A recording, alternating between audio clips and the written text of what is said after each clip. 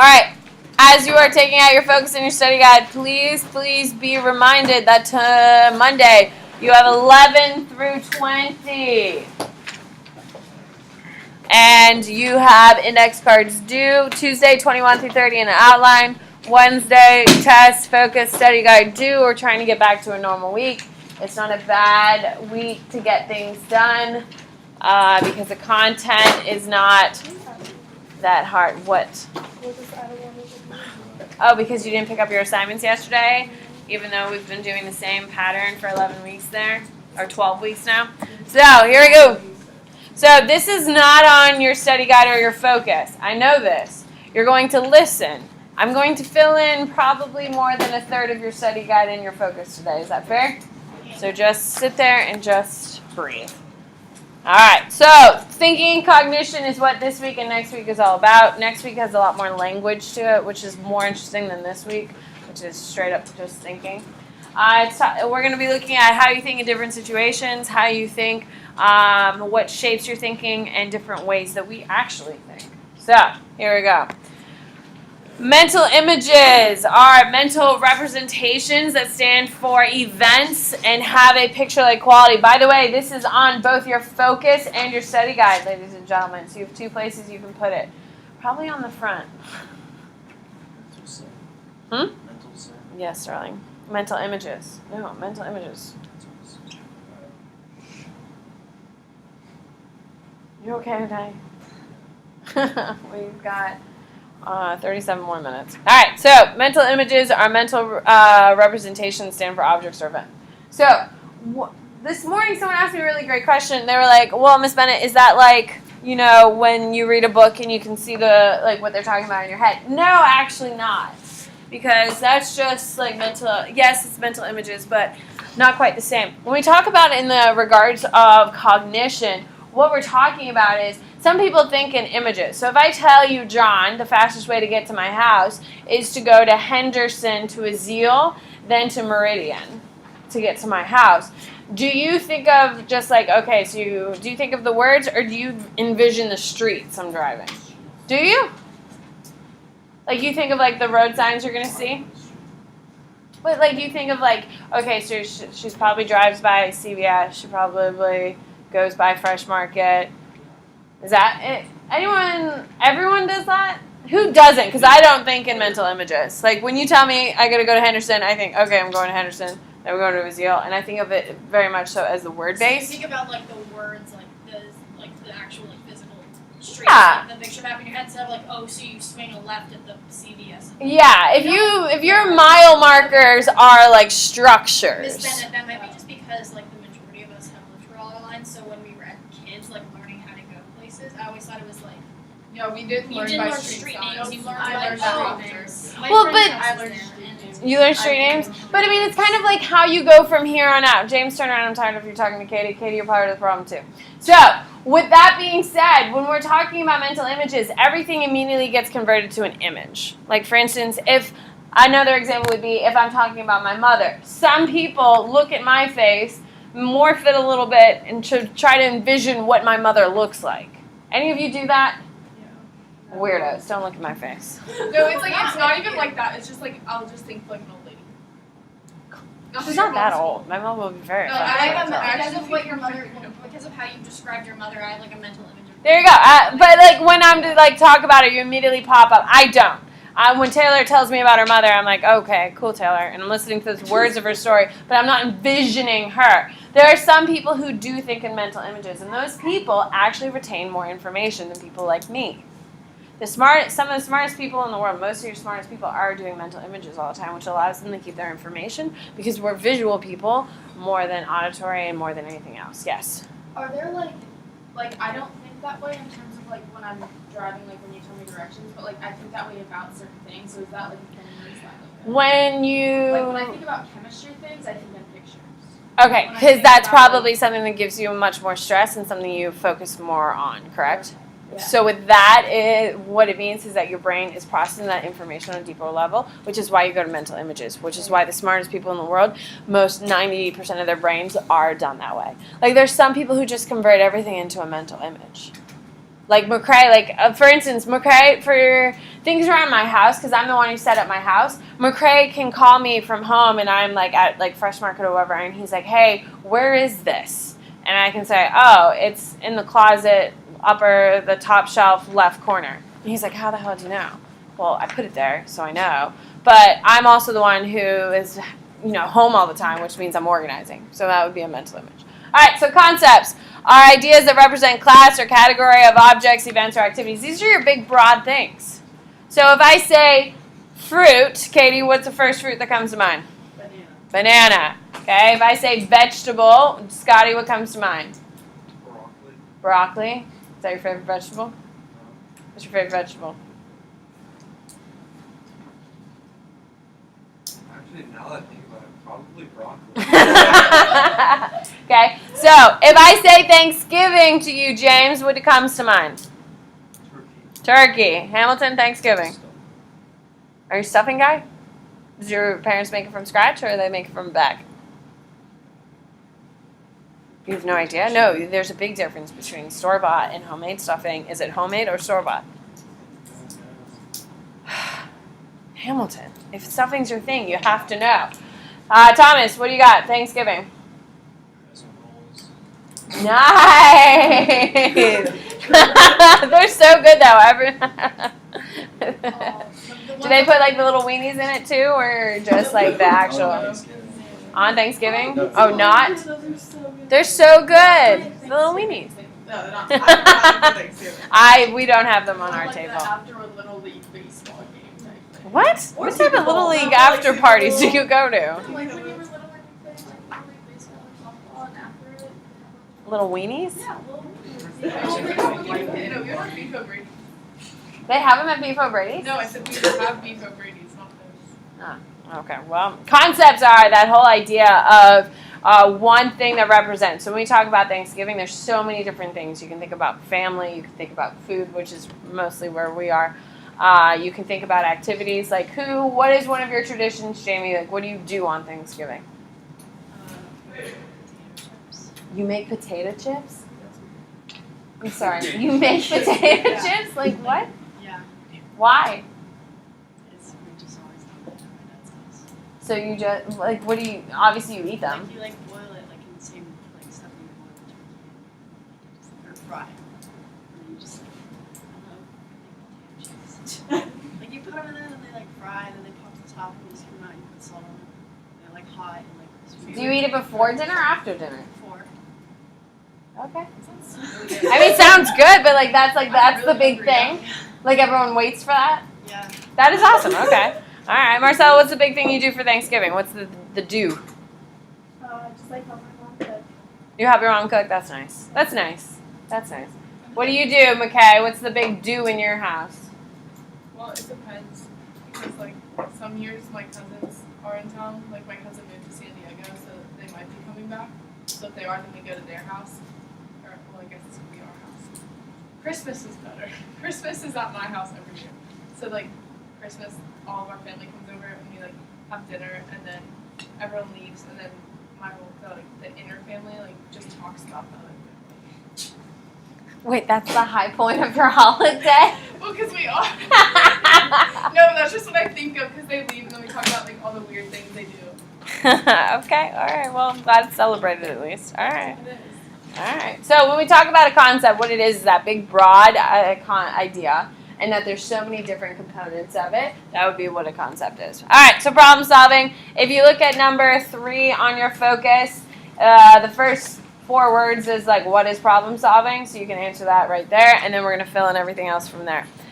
So problem solving is a process of cognition that occurs when a goal must be reached by thinking and behaving in certain ways. When we're talking about problem solving, obviously we can talk about math equations, how yes, in geometry you have a math problem and you have to solve it. Cool. But every single one of us deals with problems on a regular basis, whether they're big ones, like what college to go to, or, yeah, good luck. Or they can be smaller ones, like for instance, should I go to the gym today or should I go run my errands? If I don't run my errands tonight, then I have to do it on Sunday morning, and I don't want to do it on Sunday morning. So what am I supposed to do? So I'm trying to work on that problem today.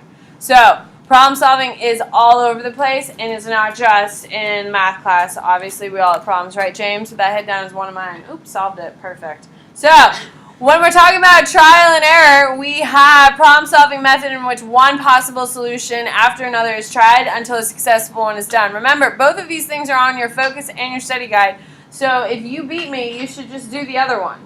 So there's no need to not be working here, ladies and gentlemen. So trial and error is when you do something, you fail, and then eventually you get it. So trial and error for me is something that I've failed at. There's a lot, but would be a good example. Cooking, absolutely. There's a ton of trial and error in cooking.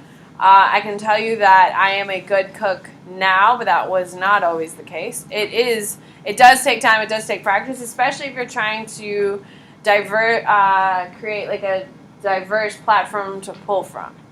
For instance, if I used to just make the best chicken piccata, which is a nice thing to have in your back pocket, being able to do. But it was really the only thing I could do. Now I can cook you pretty much anything, and that comes from trial and error. What would be an example of trial and error in your own personal life? What do you got, Vianney?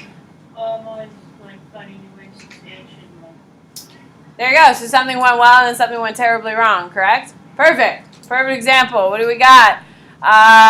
James? Like trying to find a girl people. Absolutely. Absolutely. Eventually, you probably want to get married, right, James? Yeah. Eventually. But you're probably not going to marry the first girl you date, correct? No. Yes, you're not going to marry the first person you date. You're just not. You're going to date a lot of people, and then you're eventually going to find the one you're supposed to marry. With that being said, of course, there's trial and error. You're going to figure out what you like and what you don't like and move forward from there. Max, give me a real-life example.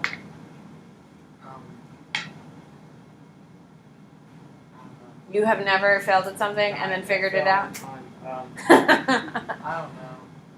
Tired. Cool. So, trial and error. Math class. I told you don't give me that example. Oh, On the football field, if you call a play and it fails, do you just sit down on the field and say, "Ah, man, shucks"? No, what do you do? Call a different play. In the middle of a play? Oh, in the middle of the play? Yeah. Oh, well, if it fails, it's usually over.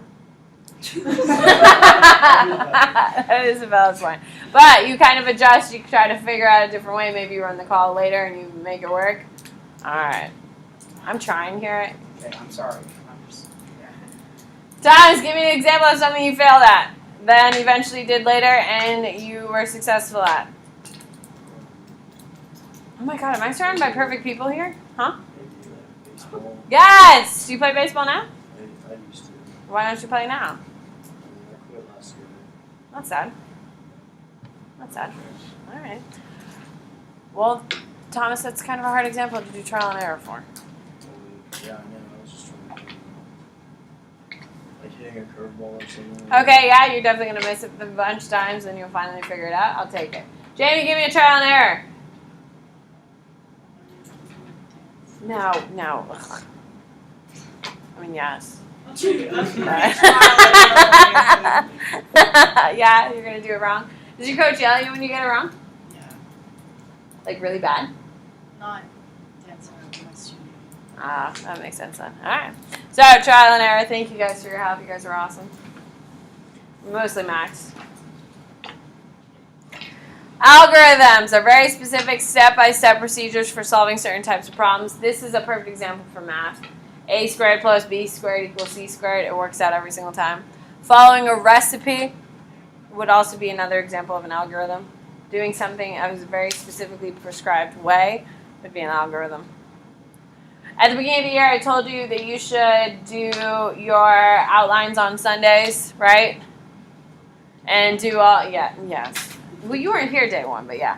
I told you on certain days to do that. That's an algorithm for success, but you people do you. I don't interfere anymore. Most of you have figured it out. Okay, so that would be an algorithm. What else? What else would be an algorithm? This one's kind of hard. What do you got, Vianney? Well, there's a news story about a guy using an algorithm to win fantasy football. Oh, the guy on what's that daily site that does it? Hmm? Wait, never mind. Sorry. Yeah, DraftKings. The people who win those DraftKings things are just people who figure out an algorithm. Nerds that like just sat and were able to type up numbers. Yeah, that's how they do it. That's I have no problem with it. I'm just not smart enough to do it. Alright, are we good? That one's kind of tricky. Remember, this is both on your focus and your study guide. So if you're just hanging there on both, alright. So, alright, so algorithms, and then you have heuristics, which are an educated guess based on prior experiences that help narrow down possible solutions. Okay, when we're talking about heuristics, it's about using your previous experiences to guide you through something. So, if you are in the kitchen a lot, like myself, like McCray and I love to cook. Like tonight, we were planning on going out to dinner, but we're just going to make dinner at home because we both like just being at home cooking. With that being said, because we spend so much time in the kitchen, if things are going wrong, like a recipe isn't turning out the way we wanted it to, or if it looks like we're starting to overcook something, because of our experience in the kitchen, we can kind of turn it around and save a meal. However, you new cooks don't really have that repertoire of like background. So if things are going wrong on your grilled cheese, you're pretty much screwed, correct? Hopefully you're making more complex things than grilled cheese at this point. But, well, Vianney, not every example is specifically for you, darling. I'm trying to reach all people. So, another example would be for Regan, McKay, and Dee, of course, they had me in AP World, which made it easier to transition to AP Psych, correct? You knew what to expect, you knew my personality, you knew the patterns, you knew the vocab schedule, so it was an easy transition for you, correct? That's a heuristic. With the background knowledge of what AP World was like, you rolled it forward to this, and that's a heuristic. Would be an example of a heuristic. Something that gave you previous knowledge that you could use and apply in a new situation. What do you got? So you can understand the truth for There you go. So when you're in AP, you at least have a little bit of a knowledge. There you go. That's a great one, actually. What do you got, James? Being like a coach for a sport, because like if you played as a kid, you could teach. There you go. Yeah, that's a good one. What else would be another one, Jamie? You had a job tour and you got a new job at school. So you can- There you go. Absolutely. Oh my God, we're like rolling here. What else would be another one? Scotty, give me another one. Of a heuristic. Like you read a book in a series, and the second one is do you read maybe after the first one? Do you read a lot of series books? No. I'm just thinking of heuristic, I guess. But I don't know. What kind of books do you read? I don't read books. I read them for school, but nothing more. Well, if you had to pick a book that you read for school, what would it be that you liked? That you could tolerate at least? Oh, I like the one we read for summer. Wow, memorable. Yeah, Thousand Splendid Songs. What was that one about? It's like, you know the Kite Runner book? Yeah. It's like the second one. I heard about it. It sounds like really depressing. Yeah, I read it it was for really a blog sad. and decided not to read it. Okay. It was like a good book. It Alright. wasn't boring. All right. What do you got, Regan? This kind of like what he said. I read To Kill a Mockingbird in 8th grade at my middle school, and then we came to freshman year, and we had read To Kill a Mockingbird, and I was the only person in the class that had read it or done like. Oh, and it was so much early, easier. And I didn't study for a single test. I like aced everything. There you go. Oh, I just got with the movie. I just decided. I just watched the movie. Thanks. What do you got, Madison? Okay, so like I play soccer, so when I started playing flag football, I already kind of had that like defensive like positioning type. There you go. Perfect. Absolutely. Absolutely. So, perfect. I had another example, but it didn't work. All right, insight is the aha moment. We know this because we just taught it 2 weeks ago when we did insight learning, correct? So it's when you have that, figured it out. What would be an example of an insight moment you had, John?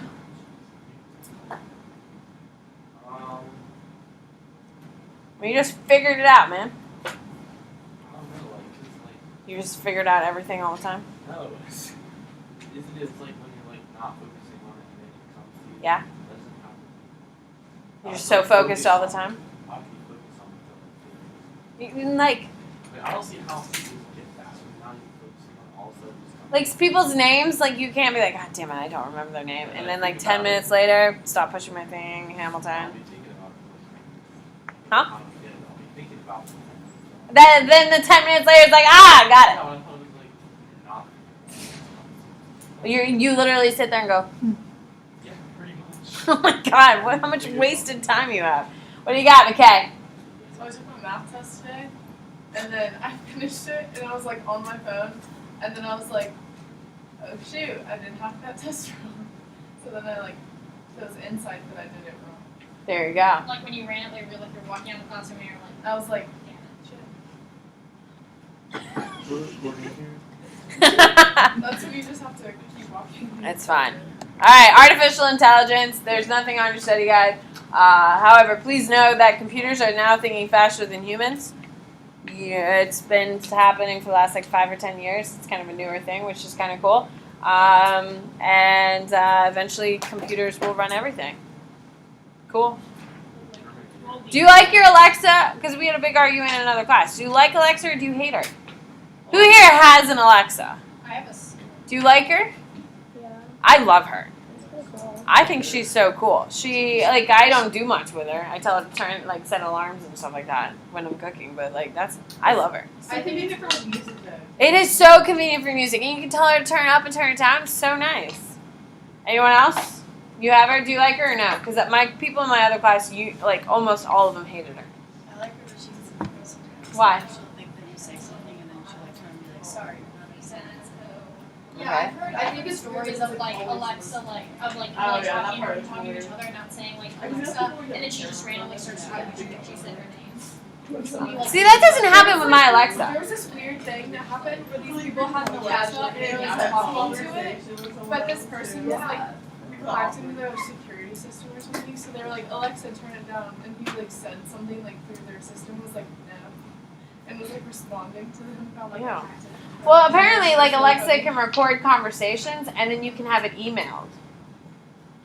See, that's super. That's the one. That is kind of creepy. But, I mean, apparently the government can listen to my conversations in my household. And please, do feel free to. It's not very exciting. What do you want for dinner? I don't know. What do you want for dinner? I don't know. What do you want for dinner? Huh? I feel like it's not worth it. What? Like, everything that you can do on there, you can easily just do like either on your phone. So you don't have an Alexa and you don't want one? Oh, see, no. I'll take I think it's convenience. super creepy that it's just like always listening. That would be very hard times. It's like, I would think so. Did you hear there was a Family Guy did an episode where they were triggering all the Alexas. Like they purposely did like an Alexa episode so that throughout the episode it would talk to the Alexas in the room of the people watching the show. So the Alexas were like freaking out in every house that was watching the episode, and it caused like a bunch of problems. People were pissed about it. It's hilarious. SNL did a skit about it where it was like all these old people. Oh my who had gosh, I this, saw But that. they never called it like Alexa. It was always like Alyssa. And Oh, yeah, I it's saw just a that. weird That thing, was so and funny then, when it was like. by the end, it's just responding with like yes or no answers to their long speech. Alright, so functional fixedness, which is on both your focus and your study guide, by the way. Your functional fixedness is a block to problem solving that comes from thinking about objects in terms of their only typical functions. Alright, so if you turn around and you look on my map, turn around and look.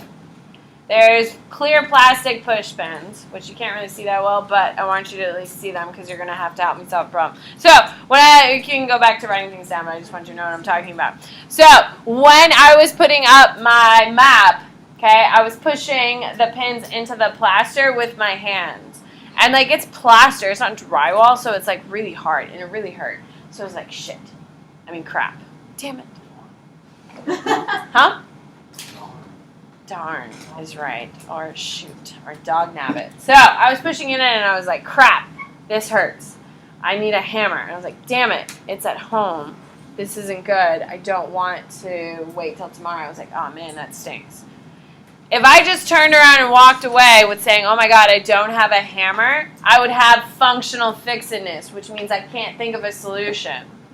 So when I literally was pushing it up, I was like, damn it, I need a hammer. Okay? That is functional fixedness when I quit. But then once I got down on the floor, I was like, oh, I really want to do this today. I was like, ah, damn it. And I was like, stapler! So I picked up my stapler, which is like metal, and then I sat there and I just banged them in. I also used to. I do not suffer from functional fixedness. Okay? As I was pushing up the push pins, I said, damn it, I need a hammer. And I was like, damn it, I don't have a hammer. Ah. And then I came down and I was like, I don't have a hammer. And I was like, I have a stapler. Yes! And then I started banging it in. You only have, please listen, this is a big component. You only have functional fixedness if you can't solve the problem. I solve the problem by taking my stapler and beating the crap out of him into the wall. I do not suffer from functional fixedness. Do we see the difference between the two?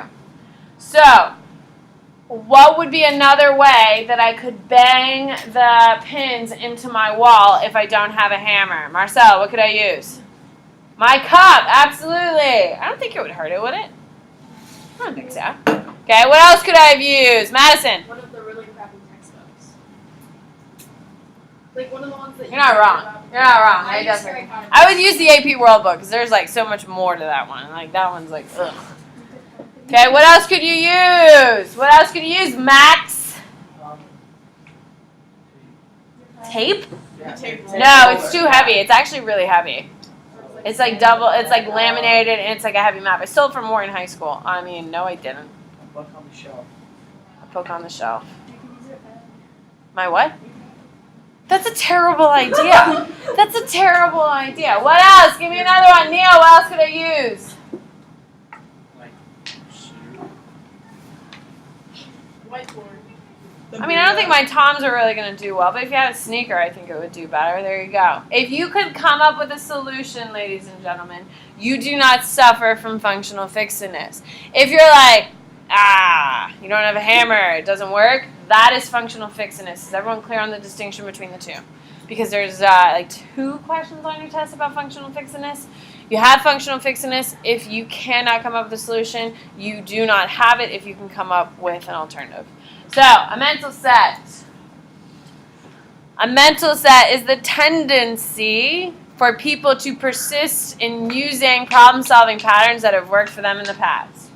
Okay, I'm not proud of this, and I know it's bad for my phone, but there was one time that my phone was broken, so what I did is I took it and I banged it against my table or my desk or wherever I was, and my phone started working.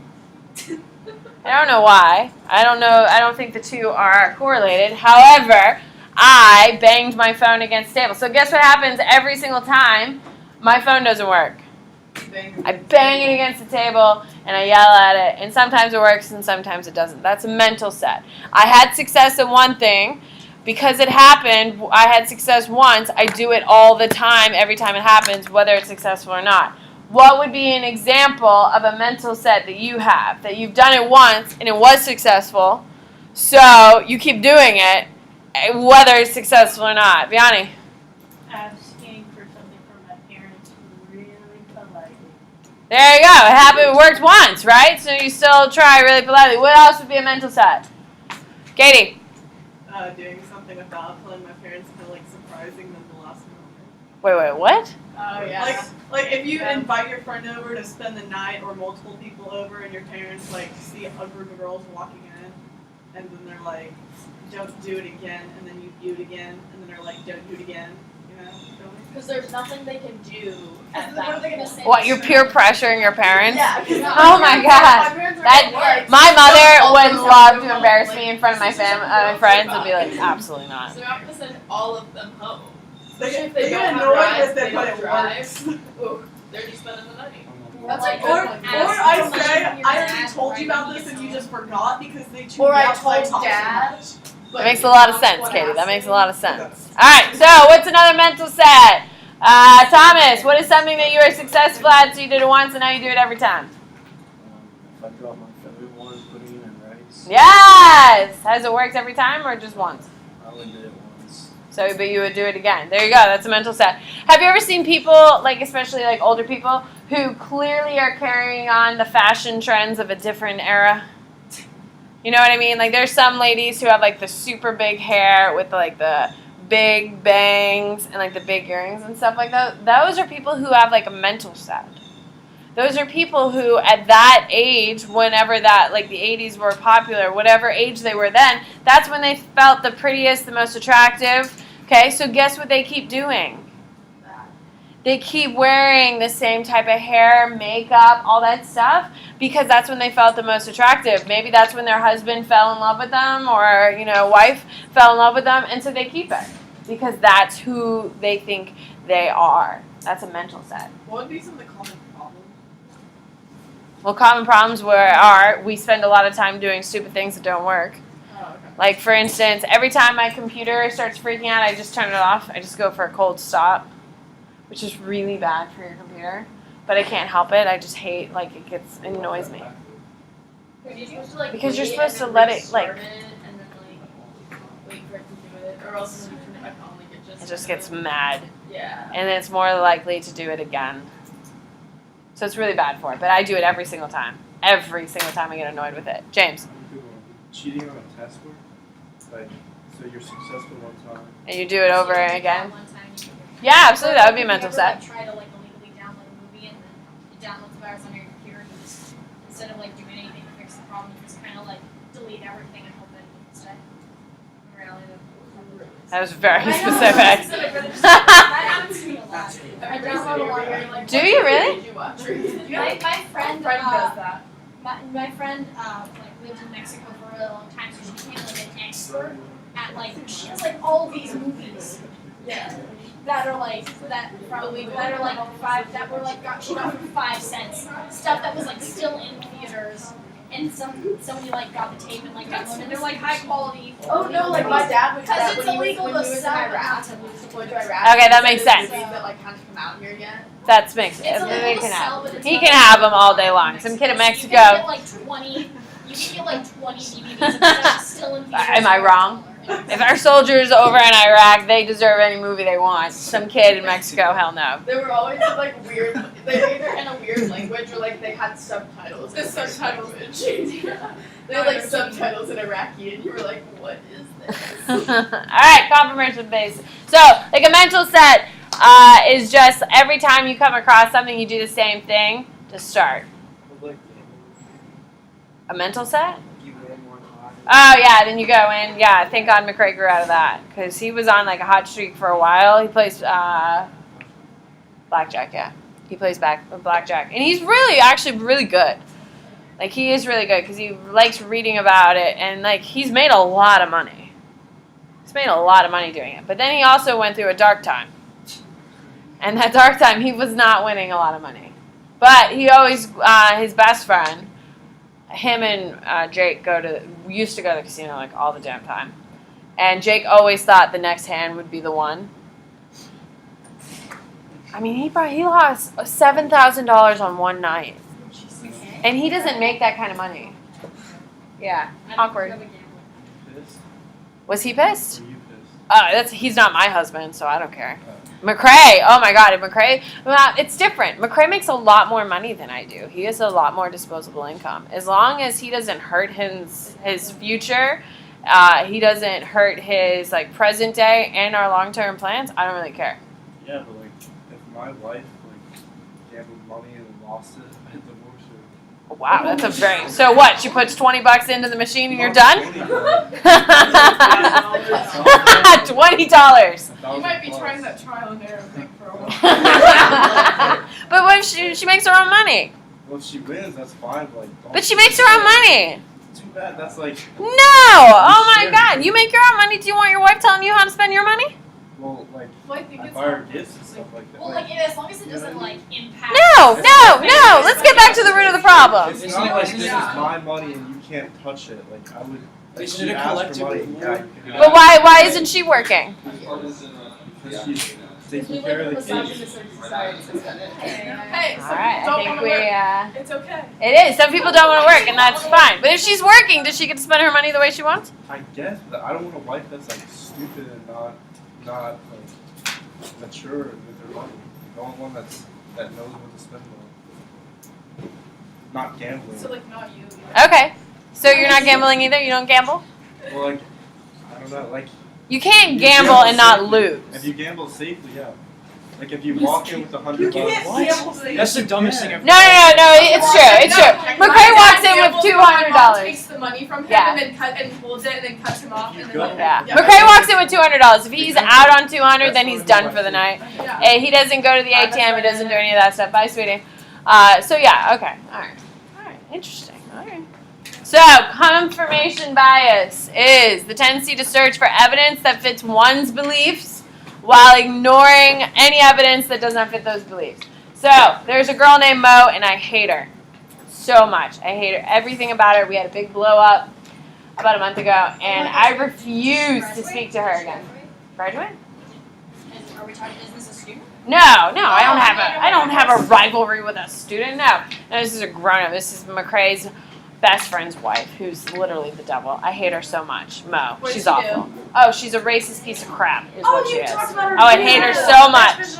I hate her so much. She's a whore. I know. Isn't it embarrassing to say in 2017? Oh my God, it's disgusting. Exactly. Anyway, She said. horrible things. It's disgusting. I will never speak to her in public again because she's disgusting. Moving forward. So, confirmation bias. I truly believe she's a horrific person, right, Max? So, if she cures world hunger tomorrow, Taylor, I'm going to tell you, no matter what, she's a horrific, terrible human being. Because I've seen a lot of it in person. And she is a terrible, horrific human being. So, no matter what she does, if she cures childhood cancer, and no baby will die of cancer in the history of the world, I'm still going to believe she's a terrible person because that's confirmation bias. I only like the information I want to hear, so that's the only thing I listen to. Someone made a really good point. If you're a Trump fan, if you love Trump, no matter what you hear about Trump, you're not going to change your opinion on Trump, correct? You only hear the things that make Trump look good, and you ignore all the things that don't look good. If you hate Trump, you only hear the super negative things about Trump, and you ignore all the positive things about Trump. That's our political leaning system right now. Okay? That's confirmation bias. Nice mustache, man. I'm really curious. Oh, she's a terrible human being.